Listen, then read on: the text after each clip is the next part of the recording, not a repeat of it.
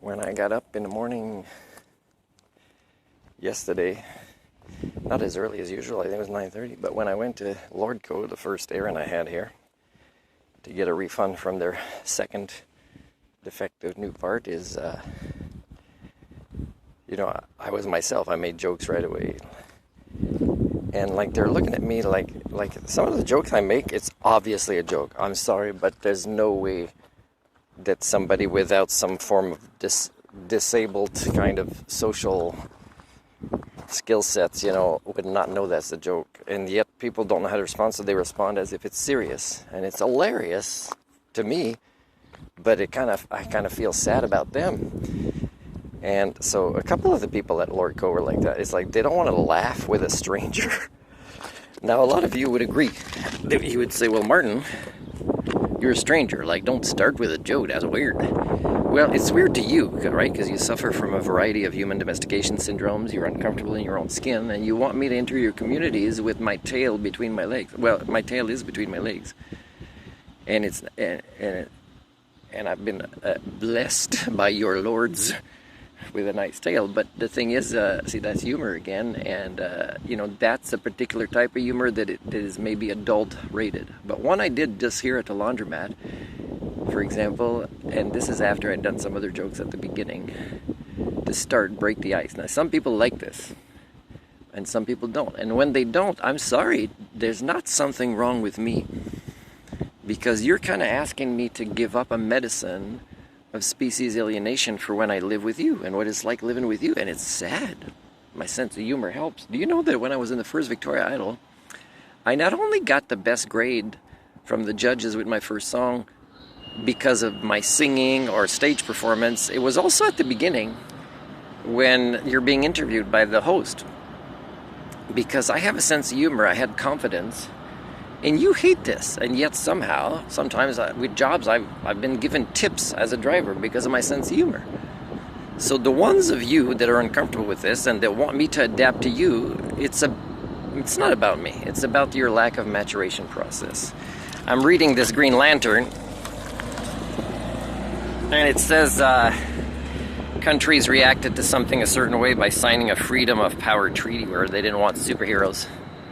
I don't know if you guys will all go one way in your future history where you'll sign treaties, no Homo sapiens in our country, or maybe aliens are going to come and they'll say, what the hell are these people primates doing? That is not okay.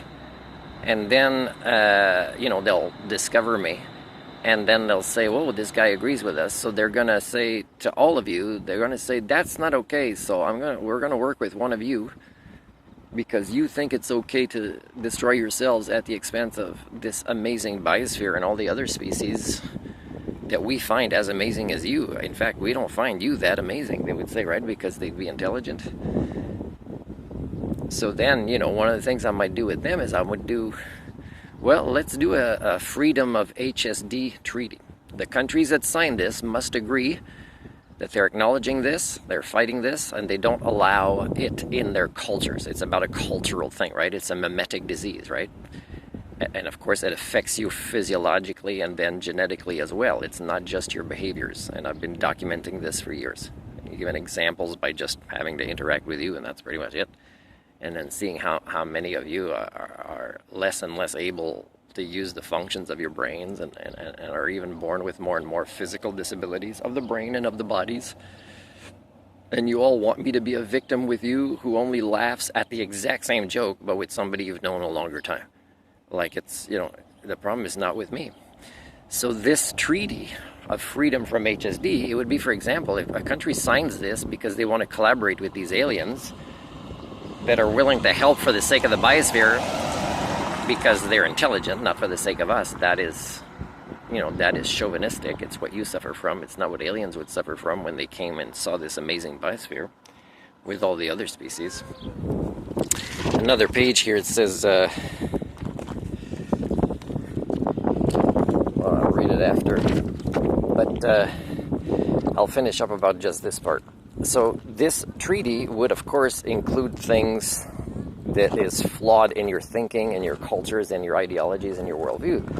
So, for example, if a country signs this, they would have to, have no more army.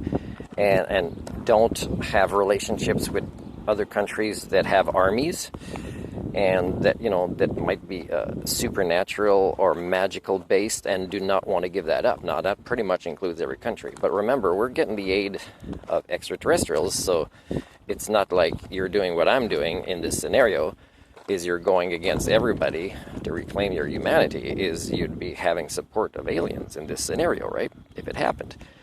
So even though you got out of thinking in ways that are counterproductive within the realms of HSD, like worldviews that are not connected to reality or the natural world that you live in and therefore are destroying because you don't have a natural world-related worldview, no way you can end the Anthropocene without ending worldviews that are related to the supernatural, your religions, and the magical, which in big part in this modern age is your money.